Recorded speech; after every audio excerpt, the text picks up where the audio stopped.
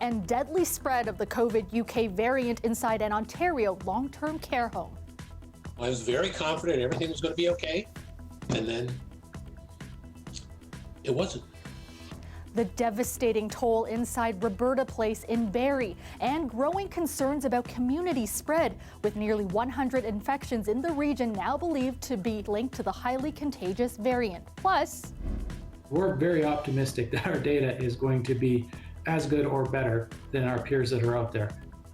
A Toronto-based drug manufacturer begins human trials of its COVID-19 vaccine when doses might be ready if all things go well. And I was so happy to see that it was snowing today.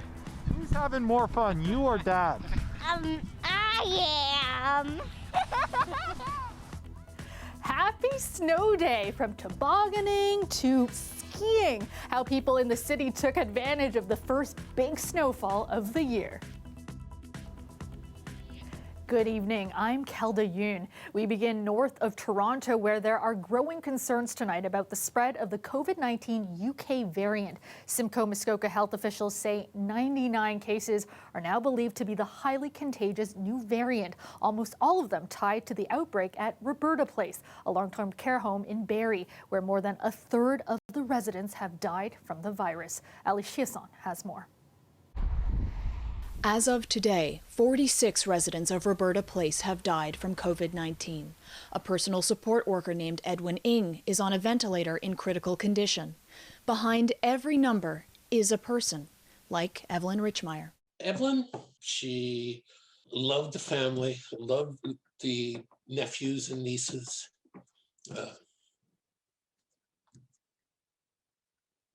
She was Clark Richmeyer's sister. It was Monday or Tuesday of last week we found out that she had tested positive, and Thursday morning she passed away about 2 in the morning. So that happened so quickly. Very quickly. The veracity of the outbreak at Roberta Place is being linked to the B117 strain first discovered in the UK. I believe that absolutely every case that's occurred in this outbreak at Roberta Place is in fact the UK variant. Today, Simcoe Muskoka's medical officer of health said we could be seeing just the tip of the iceberg. He announced the region has 99 cases of a variant of concern. More testing is to be done, but they are presumed to be cases of the highly contagious variant. The potential for it to spread here is immediate. Most of the cases are connected to the Roberta Place outbreak, but 2 are not. With this happening at the same time of a vaccine slowdown, Dr. Gardner says, we really need to raise awareness about the requirement that we all have to obey the stay-at-home order. How it got into Roberta Place is being investigated. The results of a recent inspection from January 18th shows that prevention measures were not being followed, which could have at least slowed the spread. Inspectors found rooms were being shared by COVID-19 positive residents and residents not confirmed to have COVID-19. And certain staff were providing care to both COVID-19 positive patients and residents not confirmed to have COVID-19. Clark Richmeyer believes the staff at the facility were overwhelmed once the new variant got in. And now that the risk of it spreading outside in the community is, to quote the medical officer of health, immediate, Richmeyer says, follow the guidelines. Do what you're supposed to do. Ali Chiasson, CBC News, Toronto. Premier Doug Ford wants all passengers arriving on international flights to be tested for COVID-19. He's also calling for a temporary ban on flights from countries that detect new contagious strains of the virus. Our Queen's Park reporter Mike Crawley has the details. You're our first wall of defense. The Premier checks out the province's COVID-19 testing program at Pearson Airport. Travelers arriving on international flights can choose to get a free test. The program launched in early January. Since then, nearly 7,000 passengers have volunteered to get tested. 2.3% of them were positive for COVID-19. I can't figure out for the life of me why we aren't testing every single person that comes through this airport, and for that, Ottawa as well. Since January 7th, the federal government has required everyone who flies to Canada to test negative for COVID before they travel. But as more contagious variants of COVID-19 appear around the world, the Premier wants the feds to mandate arrival testing too. Both ways, a pre-flight test, and when you arrive, another test. right here. So again, I implore the federal government, please get mandatory testing. It's absolutely critical to protect our borders. The provincial government's own figures show that people who've traveled outside Ontario account for just 1% of COVID-19 cases during the second wave. I think right now trying to really make big efforts to curb travel in a big way is not really going to have much high yield to it, especially because the variant's already here. Foreign travelers are not allowed to come to Canada. The Prime Minister says this country's existing travel restrictions have kept the importation of COVID cases extremely low. Extremely low is still not zero, and one case is too many if we're importing, particularly given the variants out there. Justin Trudeau is promising tighter travel restrictions, but isn't saying what they'll be. We will not hesitate to take even tougher measures if and when they're needed, and we'll be making an announcement in the coming days. Although people are still flying, the number of passengers arriving here by air from the U.S. and other countries is way down from pre-COVID days. The latest stats from Canada Border Services show a roughly 90% drop in international passenger volumes compared with a year earlier. Mike Crawley, CBC News, Toronto. Ontario reported 1,740 new COVID-19 cases today, the lowest number since mid-December. However, it also processed the fewest number of tests since mid-November at just over 30,000. And as the province deals with a freeze in deliveries of the Pfizer vaccine this week, a Toronto-based drug manufacturer is beginning human trials of its COVID vaccine. Chris Clover reports. COVID vaccines have been called liquid gold, and just like other precious resources, they've become harder to get. We cannot just be competing for a scarce resource. We can be adding that resource. Now, Toronto-based drug maker Providence Therapeutics has begun human trials, administering shots at a Toronto clinic. 15 volunteers getting a placebo, 45 getting the real thing. They'll be monitored for months, and pending positive results and regulatory approvals, commercialization would begin in early 2022. We are very confident that not only will we reach our target of vaccinating all Canadians who want it by September.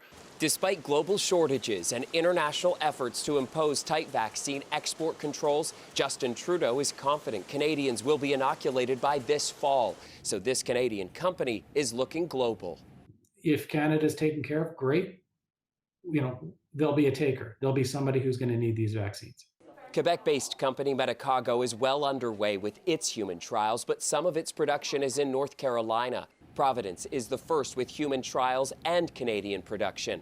Currently, that's at Toronto's Sunnybrook Hospital, but it's secured a 20,000 square foot facility in Calgary. That facility will be up and running in under 2 months. We couldn't have done that in the Toronto area. Providence's vaccine structure is similar to Moderna's, with 2 shots 28 days apart. We're kind of skipping the middleman, your body, and we're delivering the mRNA that we've synthesized in the lab ourselves to give you the instructions on how to build a protein that is found on the surface of the COVID virus. Scientists with the company anticipate that makes it effective against variants that could pop up and propel future waves of the virus. Plus, even if someone gets fully protected now with another company's vaccine, Providence says you'll be able to get theirs if you need a booster years down the line. We're very optimistic that our data is going to be as good or better than our peers. Confidence from the company's CEO, even as the trials just get underway. Chris Glover, CBC News, Toronto. A live look tonight at the Toronto harbourfront. The snow has finally tapered off after falling steadily through the day. And while the snow did make for messy commutes, it also made for a ton of fun. Many Torontonians were happy to get out and enjoy some winter activities. Our Greg Ross caught up with some tobogganers and those who had other ideas at Riverside Park tonight. Snow, something we haven't seen a lot of this winter. And after being stuck inside all day with virtual school, it was a welcome sight for Leela Tringus. Is this a good way to end your day after sitting in front of a computer all day for school? Yes, it is. Very good to end the day. Even her dad had to admit, the snow and tobogganing was kind of fun. We've both been stuck at a desk all day, so get out, walk, get some fresh air, and it's finally here, so hey, no complaining. How many times have you done this so far? I feel so good, but I've done it a lot of times. Oh, wow. All right, here we go. Matthias Neary loved the sliding down part, but wasn't so fond of the walking up part. It was really hard and tiring to come up the hill. Why was it so hard? Because my sled lost its string, so it was even harder. In fact, he even needed a minute to catch his breath, which can be a little tricky when you have a mask on.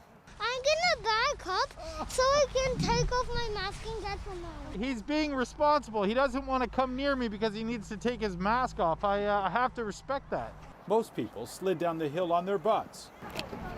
Trevor Foote had other ideas. You broke out the skis for this. Yeah, I just thought I could see if I could ski down this hill. I mean, all the other hills are closed, so this is the best I got. Now you're going to have to dodge some tobogganers on your way down. Is that going to be okay? Yeah, I don't know. We'll see how it goes. Hopefully I don't run over too many. Cheers. Tobogganing wasn't the only fun this couple was having. A little taboozing. They brought their own adult beverages. Got to make the most of things. And considering the times we're living in, this is about as good as it gets. Greg Ross, CBC News, Toronto. Taboozing, Colette, taboozing. You know, not everybody's doing dry January, okay? No, but seriously, so good to see so many people out, little ones, adults having fun in the snow. Yeah, to hear that laughter too. And I can so relate to that little guy with all those layers on and trying to get back up the hill. It always was a bit of a challenge, wasn't it? Well, hey, this snow that we have, it's going to be sticking around because the temperatures are going to be cool enough to keep it here. We've had generally about 10 centimeters in terms of what we've seen, a few pockets with a little bit more than that. Still some flurries around. Those will be dropping off, continuing to drop off as we head through these overnight hours. But if we get through tomorrow daytime, and we will, tomorrow night and the few nights after that, we're going to see the coldest temperatures we've had so far in 2021, so far in this winter season. And then more snow Sunday. Yes, maybe not like we got today, but we just might be seeing another system pushing through and giving us a little bit of snow coming back late Sunday into Monday. Our current temperatures, -4. These are mild compared to where we're going. We factor in what's happening with those winds, and we have a wind chill in Toronto -10, almost there. Winds are at -9. But in terms of our system continuing to track off towards the east, taking the snow with it, the radar returns don't necessarily show some of those really light flurries. We are still getting some in many spots in here, but the heavier bands pushed off towards the nation's capital. This next one is still going to rotate through Kingston, so it's let up a little bit, or there'll be that little break in between and then a bit more, and then give it another couple hours, and that'll be pushing off further into Quebec. And the advisories, many of them drop now all around the GTA. Those have been lifted, but still some winter weather travel advisories in the areas where I was just showing you where it's actually a factor and where you'll see 5 to 10 centimeters like we saw through the GTA. What happens after this? We should get some sunshine tomorrow and then more clouds filling in into the afternoon. But look at this. Yeah, some streamers showing up. So getting into some lake effect with that north to northwesterly wind. We'll be getting it into the snow belt. But some of these flurries, I've stopped this Thursday morning, might just make their way into the GTA. It should be fairly brief if they do. Overnight temperatures feeling like -15 in southwestern Ontario. Tomorrow's high, -2, and that'll be pretty good compared to what will happen tomorrow night. So here it is for tonight. Again, these are reasonable, especially St. Catherine with a little bit of extra cloud cover and some flurries lingering there.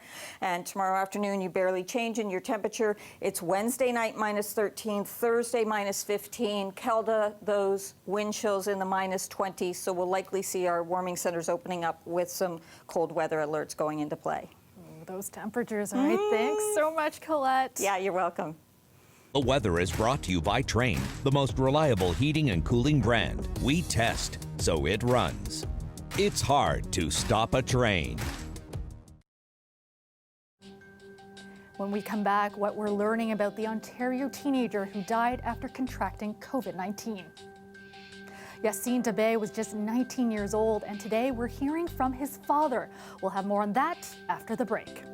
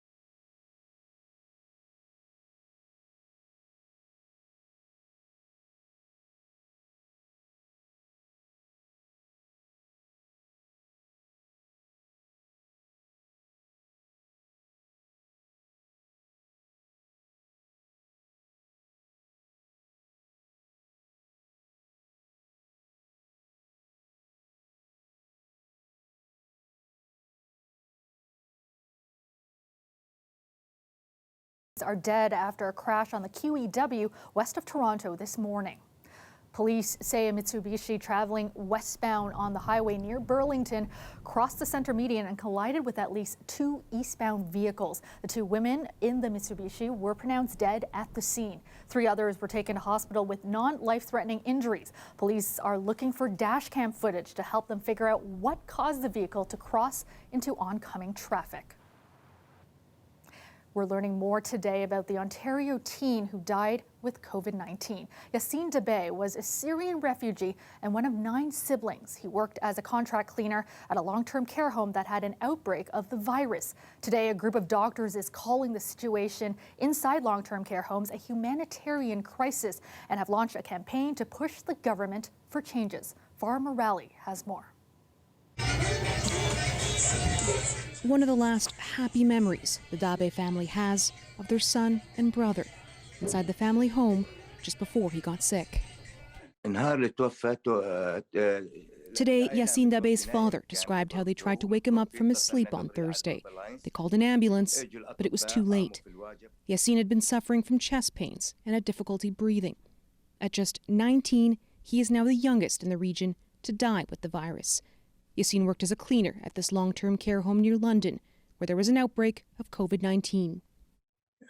It's just a betrayal. We've betrayed a family. We've betrayed thousands of families now in how this has played out in long-term care homes. The growing number of outbreaks in long-term care homes has prompted a group of doctors to band together and declare the situation a humanitarian crisis. This is really just the chorus of healthcare providers coming together to really say that there is no gray here. There is no debate about what we have let happen. The deaths speak for themselves. The number, the data, the spending, the inaction, all of it is mounting. The group is called Doctors for Justice in Long-Term Care Homes. Their message, the province has not acted fast enough to prevent deaths in the second wave. They're making a list of demands, including putting an end to for-profit long-term care homes, setting minimum pay standards for frontline workers, and ensuring all staff receive sick pay. Here in the second wave, we now see that for-profit homes have 78% more deaths as compared to not-for-profit homes. It's undeniable. Today, the health minister said hospitals are stepping up to support long-term care homes. If we need to ask for the Armed Forces assistance, we will do so. But right now, we have a system in place where the hospitals are supporting those long-term care homes. As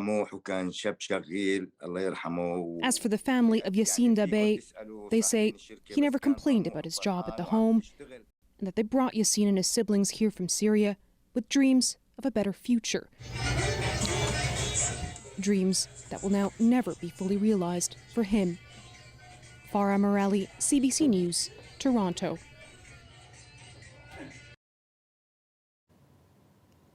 A number of employees at a school for children with special needs are refusing to work over concerns about their safety.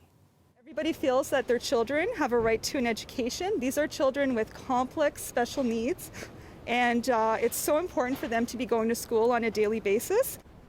That's a parent of a student at Beverly School, which serves children with mental and physical disabilities. 22 educational assistants at the school are refusing to work, citing concerns over COVID-19. Some parents fear the work stoppage could force the school to close. For now, teachers remain on the job. They're being assisted by principals from neighboring schools. Parents are asking that rapid COVID testing be brought into the school. Miss the live music. And I love going out to the pub and seeing the bands and just sitting having a drink. And now I get to do it on my front porch with poutine and wine. What more can you ask for? A restaurant in Windsor is serving up delivery and a show. We'll have that story after the break.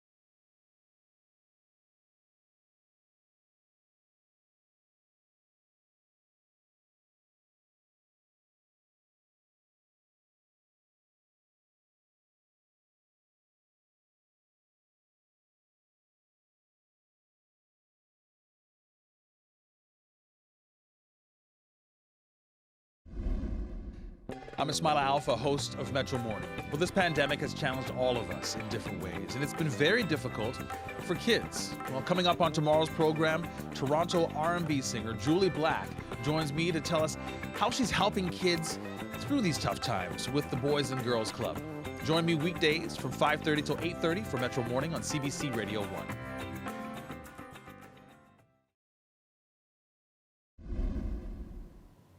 Finally tonight, imagine ordering some food delivery on the weekend and getting asked, would you like some live music with that? Well, that's what a Windsor restaurant is doing on Sundays, delivering hot meals and local performers right to people's doors. The new initiative is working out so well, the owner is hoping to keep it going even after the pandemic ends. Tamina Aziz has the story. Our hearts are free. Order some poutine from Fog Lounge, and you can also request a little music. These musicians say they've missed performing live. The lockdown forced the duo to perform online instead. But on Sunday, they, along with a handful of other musicians, drove around the city performing for small groups outside of people's homes. Sitting around at home throughout the pandemic and not being able to play music with our friends or with each other for months now has been pretty tough. Well, it's definitely different because, people are separated, there's smaller audiences, and kind of to get the crowd that we previously had, it requires us to go to a bunch of different locations, whereas before everyone was in the same spot at the same time. But I think this allows it to be a little bit more intimate and make a deeper connection or a closer connection with the people that you're playing for. Yeah, I think people are more appreciative of it for sure. People like Debbie Hazlitt. She says the experience has been wonderful, and she's glad to be supporting local businesses and talent. We miss the live music, and I love going out to the pub and seeing the bands and just sitting having a drink. And now I get to do it on my front porch with poutine and wine and some wonderful neighbors that came out to see the music as well. Fog Lounge owner Tom Lucer says he came up with the idea when he realized his business needed to survive another lockdown, but that it wasn't quite the same without music. The initiative started 6 weeks ago, benefits both Fog and local musicians. He says it's been such a success that his restaurant now runs about 50 shows every Sunday. He plans on keeping it going post-pandemic.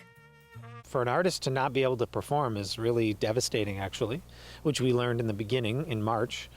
And now we're learning that it's really a buoying experience to have them be able to play. So it's not just like dollar signs for us. It's like this is a real way to contribute and support artists on a massive scale. Despite the snow and cold weather, the musicians say it felt good to perform live again.